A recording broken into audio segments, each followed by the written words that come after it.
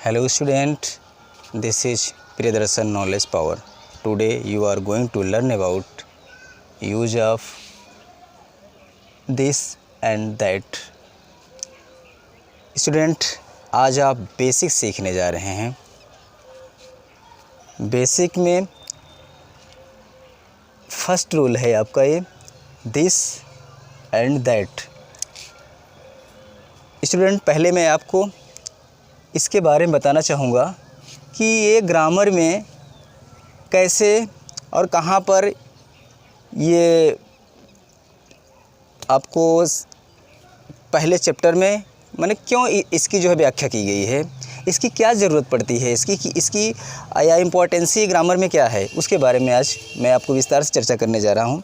देखिए स्टूडेंट, क्या होता है कि जब कोई वस्तु हमारे पास में होती है बिल्कुल, तो हम उसके लिए दिस का प्रयोग करते हैं, और जब कोई वस्तु हमसे थोड़ा सा दूर होती है उसके लिए दैट का प्रयोग करते हैं।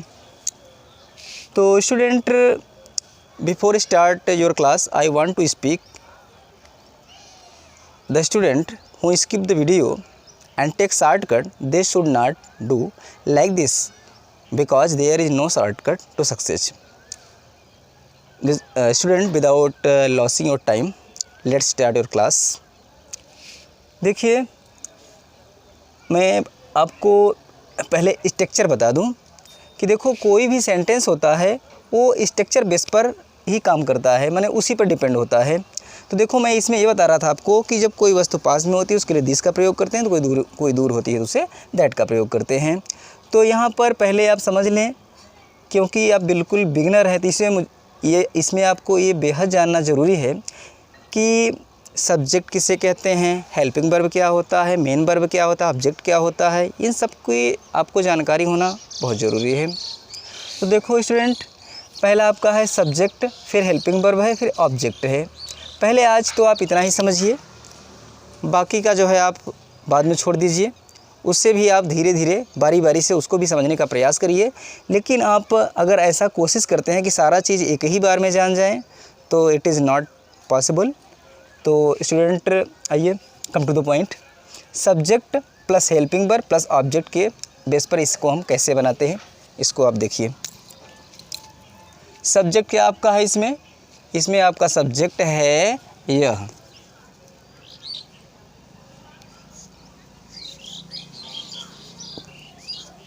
दिस मीन्स ये। Helping verb is.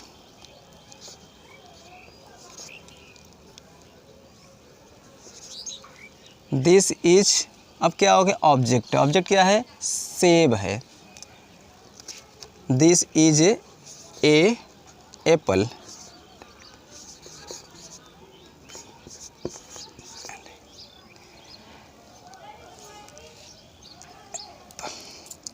देखिए ये सेंटेंस कितना बहुत इजीली तरीके से बन गया।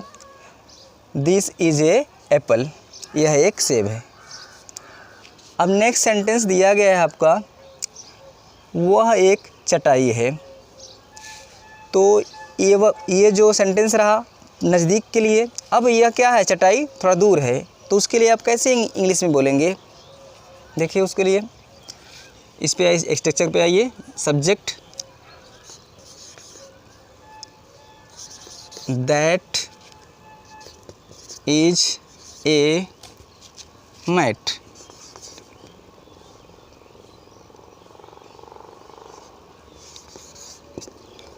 This is a mat,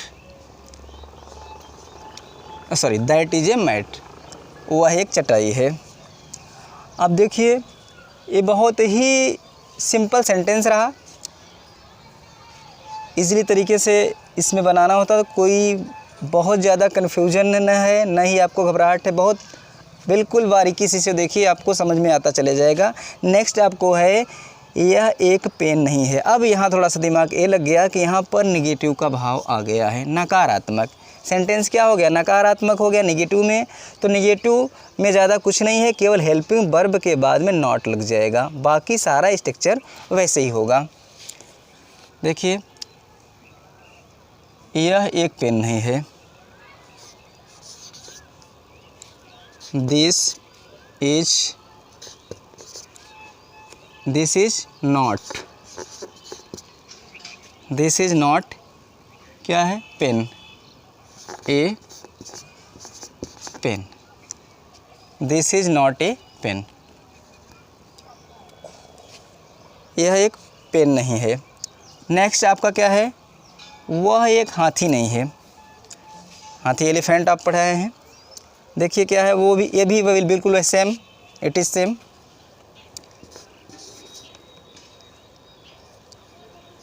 that is, यहाँ पर देखिए हाथी, यहाँ पर हाथी के लिए आर्टिकल जो प्रयोग होता है उसके लिए एक न होकर के एन का आर्टिकल मैं आपको अगली वीडियो में, अगली क्लास में पढ़ाऊँगा आपको। तो यहाँ पर केवल आपको दिस और दैट को बता रहा हूँ। नेक्स्ट जब क्लास होगी आपकी तो उसमें सारे डाउट आपके क्लियर होंगे, लेकिन यहाँ आज दिस और दैट तो क्लियर ही हो जाए आपका।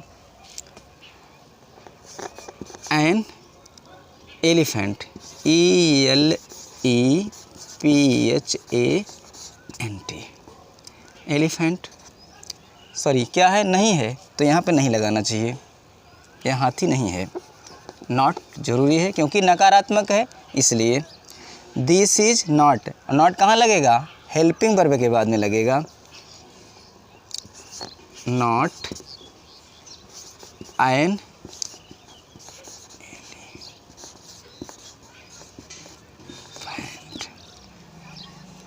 This is not an elephant, sorry that is not an elephant, वह हाथी नहीं है। देखिए स्टूडेंट, यहाँ पर एक नहीं लगा हुआ है, लेकिन फिर भी जो है हाथी के साथ जो है आर्टिकल एन का प्रयोग होता है, इसलिए हमने एन को लगा दिया। अब आपका है सेंटेंस दिया गया, क्या यह किताब है। अब देखिए यहाँ पर बदल गया, क्या बदल रहा है, यहाँ पर क्वेश्चन पूछा जा रहा है, क्या यह हाथी, मतलब कोई हमसे क्वेश्चन पूछ रहा है, क्या यह हाथी है, इसको कैसे आप बोलेंगे। देखिए सेंटेंस क्या जाएगा, अफर्मेटिव, सॉरी ये आपका बनेगा इंट्रोगेटिव में। अब इंट्रोगेटिव के लिए क्या होता है, इसका स्ट्रक्चर केवल हेल्पिंग वर्ब और सब्जेक्ट बदल जाते हैं, बाकी ऑब्जेक्ट वहीं रहता है। ये यहाँ चला जाएगा और ये यहाँ, यानी helping verb plus subject plus object. तो आइए पहले आप हेल्पिंग वर्ब क्या है, इज, अब उसके बाद में क्या है आपका सब्जेक्ट, सब्जेक्ट क्या है, यह, दिस के बाद में आपका, दिस के बाद में आपका क्या है, बुक है, क्या यह किताब है, is this book, question mark. Next दिया गया है, क्या वह मोर है, इसके लिए भी सेम स्ट्रक्चर, इज क्या, दैट, इज दैट, अब क्या है, यहाँ भी आर्टिकल जो है आपको ए लिख देना है, क्योंकि अब है वह एक मोर है, ए पीकॉक, PEACOCK,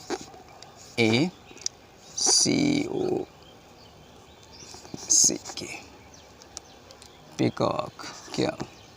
नेक्स्ट दिया गया आपको, क्या यह घड़ी नहीं है। अब देखिए यहाँ पर एक चीज़ और बदल गया है, यहाँ क्या हो रहा है, ए इंट्रोगेटिव और ये नेगेटिव, मतलब क्या हो गया आपका सेंटेंस कैसा हो गया, interrogative negative sentence. Interrogative negative में क्या होता है, जो नेगेटिव वर्ड्स होता है वो सब्जेक्ट के बाद में आता है। अभी नेगेटिव सेंटेंस पे आपने पढ़ा कि वहाँ पर नेगेटिव वर्ड वहाँ पर हेल्पिंग वर्ब के बाद में आ रहा था, लेकिन यहाँ पर क्या हो जाएगा, यहाँ पर सब्जेक्ट के बाद में। कारण क्या है कि जो है आपका जो ये हेल्पिंग वर्ब है वो खुद ही पहले चला गया, इसलिए सब्जेक्ट के बाद में रखा जाएगा। देखिए इज, उसके बाद यह दिस, अब है नॉट, नॉट क्या बचा है, घड़ी, this is not A watch, WATCH।